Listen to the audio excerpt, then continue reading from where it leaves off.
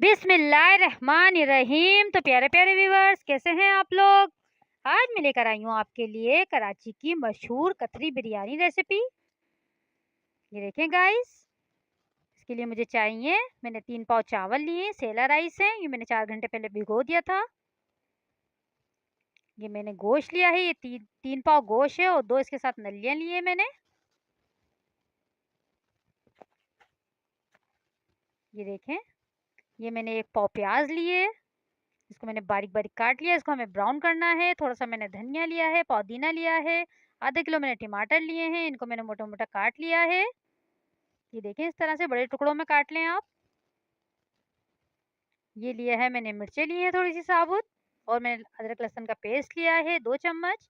ज़ीरा लिया है मैंने 1.5 चम्मच। 1 चम्मच मैंने कुटी हुई मिर्चें, 1 चम्मच लाल पिसी हुई मिर्चें, आधी चम्मच हल्दी, 2 तेज़पात के पत्ते, थोड़ी सी मैंने गरम मसाला लिया है, देखें काली मिर्चें हैं, इसमें लौंगे हैं, और ये मैंने थोड़ी सी जायफल जावित्री ली है। चलिए तो गाइस बनाना स्टार्ट करते हैं। सबसे पहले पतीले में हम टमाटर डाल देंगे। ये देखें, ये मेरे फ्रीज हुए हुए थे टमाटर। ये अब मैं इसमें गोश्त भी ऐड कर दूंगी। ये बहुत आसानी से बन जाती है गाइस, अब इसको ज़रूर ट्राई करिएगा। ये देखें, अदरक लहसुन भी मैंने इसमें ऐड कर दिया है। ये सारे मसाले मैंने इसमें ऐड कर दिए हैं। तकरीबन मैं 1 कप के करीब इसमें तेल डालूंगी। ये देखें, मैंने तेल डाल दिया है इसमें, तो तकरीबन 2.5 गिलास के करीब मैं इसमें पानी डालूंगी ताकि गोश्त अच्छे से गल जाए। ये देखें, पानी भी मैंने इसमें ऐड कर दिया है। अब मैं इसको पकने के लिए रख दूंगी तकरीबन 40 मिनट। जब तक ये तैयार हो रहा है गाइस, मेरे चैनल को सब्सक्राइब करें, मेरी वीडियो पसंद आती है तो लाइक करें, शेयर करें, और मुझे बता दिया करें मेरी रेसिपी आपको कैसी लगती है। ये देखें, 40 मिनट के बाद गोश्त हमारा बिल्कुल रेडी हो गया है, गल गया है बिल्कुल। थोड़ी सी देर इसको और पकाऊंगी। अभी थोड़ा सा पानी ज़्यादा है इसमें, थोड़ा पानी ड्राई हो जाए इसका, जब तक हम चावल बॉयल कर लेते हैं।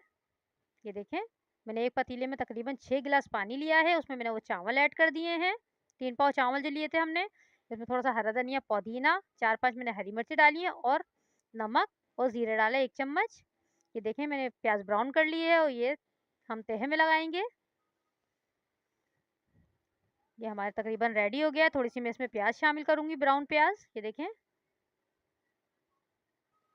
बस मैं 5 मिनट और भूनूंगी ताकि इसका तेल सेपरेट हो जाए।